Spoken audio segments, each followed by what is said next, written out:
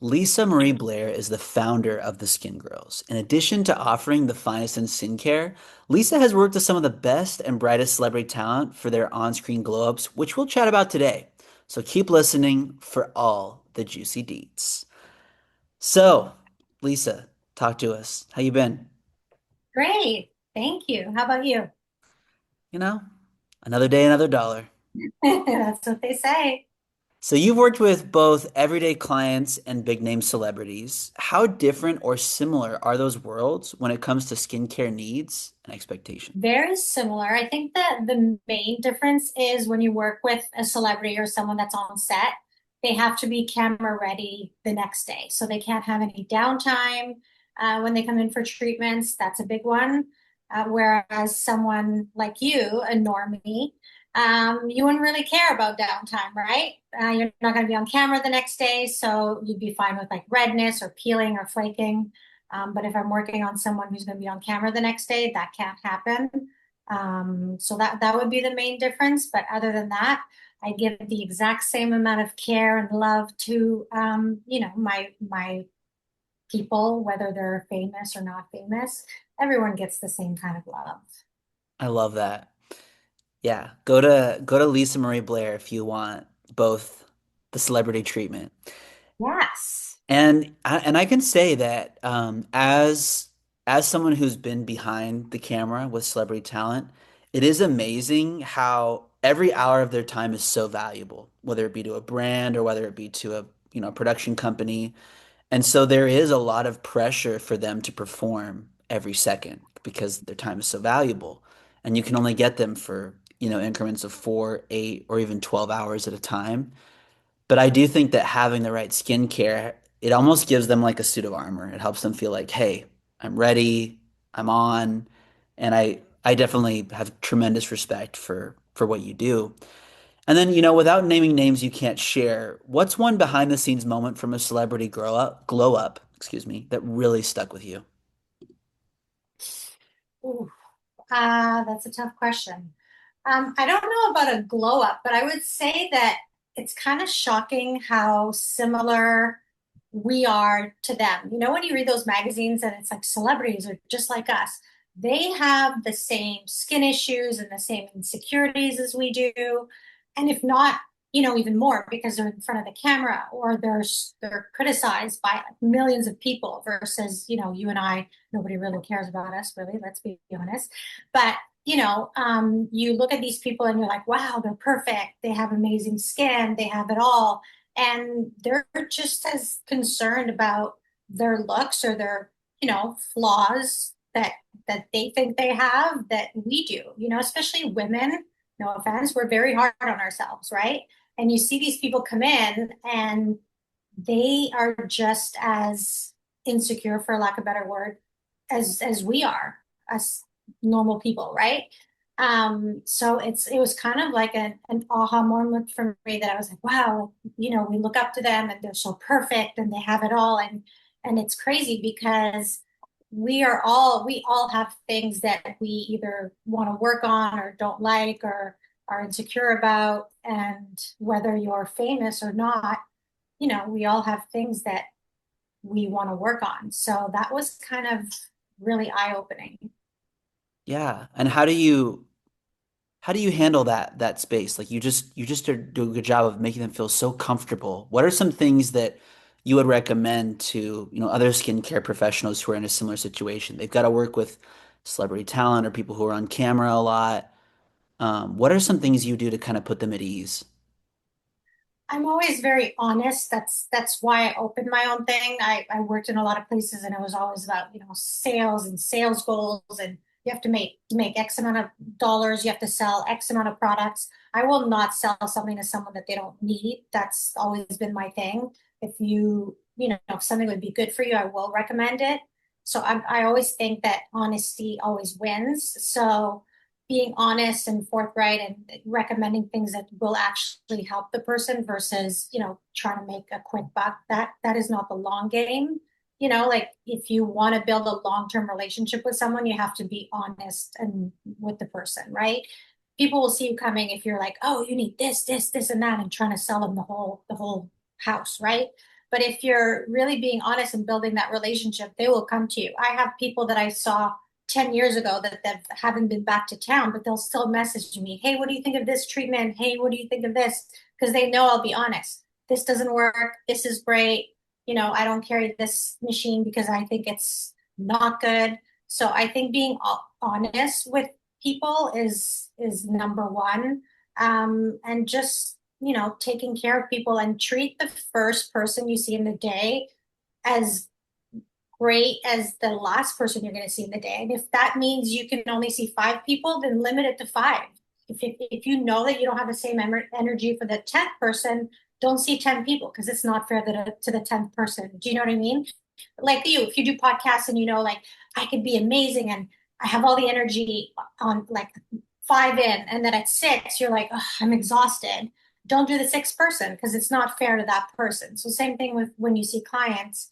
If you can only, give your all to five, don't give that sixth client no matter how much money they're paying you because it's just not fair. You got to give 100 all the time. I think you're tapping into something really rich here. A couple things. One is, you know, what you do, you really are giving of yourself. And so it's a management of energy. And I love what you said about honesty and having honesty just be part of who you are. I am a big believer that just as important as what you do is who you are and who you are becoming. And being that person is what I believe puts you in those rooms, puts you in those situations. And it really is all about becoming. One of the things that you have to do when working with celebrities is you find out a lot of secrets. How do you keep it all under wraps? I've always been that way. I know stuff about people. I'm always one of the first to know when people are pregnant because of the products that I use. There's certain things you can't use when someone's pregnant, active ingredients, things like that. So I'm always the first to know, even before makeup artists, even before their family.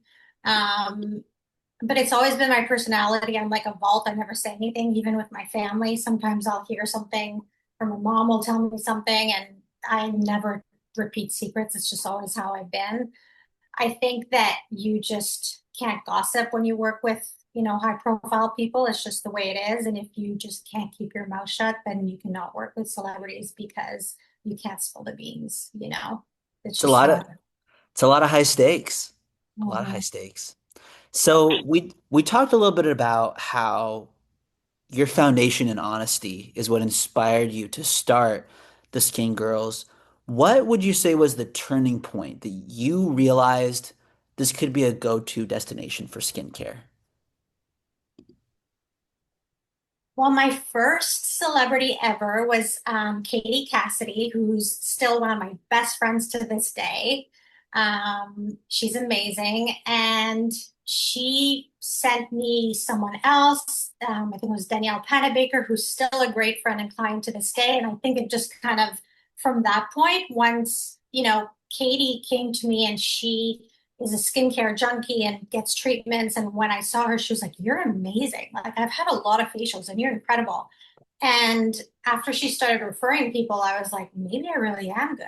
I don't know. You never really know, right? Even now, I have imposter syndrome. I'm like, am I really good? I don't know. You never really know, right? I don't know if you ever feel that way, but your family obviously is going to tell you you're great and your friends, but you never know. So I guess from people coming in, um, but I still don't know. Am I good? I guess. I don't know. They come here, I guess. I don't know. I don't know. I do think that what you're tapping into a few things here. You've got honesty, you've got humility, and these things are eternal principles, right? Like you can apply this to any aspect of running a business or running any business. If you have these attributes, you're going to be successful. And so it's interesting that I ask you, oh, what was the turning point? And it sounds like you're almost still waiting for it. Yeah, I don't think it's happened. I don't think I feel like I've made it. Um,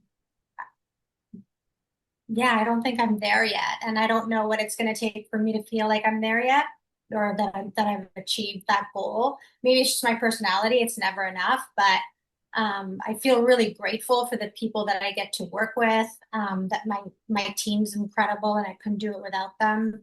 But I don't know. I don't think that I've achieved that level yet. I'll let you know when that happens. Always stay humble. Always stay humble. I And think that's maybe this podcast will be the turning point. The Med Spa Minute is the moment we look back and look at the meteoric rise. No. I But will have to do 10% of everything then. 5. no, I would never. I would never. So, looking ahead, what's next for the Skin Girls, and where do you see the future of high-end skincare heading in the next 5 years? So I did launch a skincare line, which is doing really well. I'm hoping to get into a couple places. Violet Gray is like my dream to get into. This cute little boutique in LA, and they actually just opened in New York. So I'm putting it out there in the universe that that's where I will be by 2026. So that would be great, but I feel like there's always new stuff coming up. But just because there are new treatments and new products coming out, it doesn't mean that they're great, right? Obviously, manufacturers need to come out with new platforms and new things to make sure that clinics spend money. It doesn't mean that they do work, and it doesn't mean that they're great. So I'm excited to see what happens. I'm a little worried about AI because AI seems to be taking over everybody's jobs. And I saw that there's an AI Botox doctor coming out. So we'll see what happens. But it's also a very exciting time. So we'll see what happens. Yeah, and I will say, I think there will always be a place for the human connection. I know things evolve, and I myself am involved with AI, and I supply my clients with AI services. But that's the thing, right? Like they're not going to an AI to get serviced by an AI. They come to me. And I see you, Lisa Marie Blair, as someone who will always be a master of human connection because you have honesty, because you have humility. You're always going to be there. And I really see this new skincare product you have as an extension of you, as an extension of your personal brand. Why should people buy this skincare product? I'm gonna push you to promote a little bit.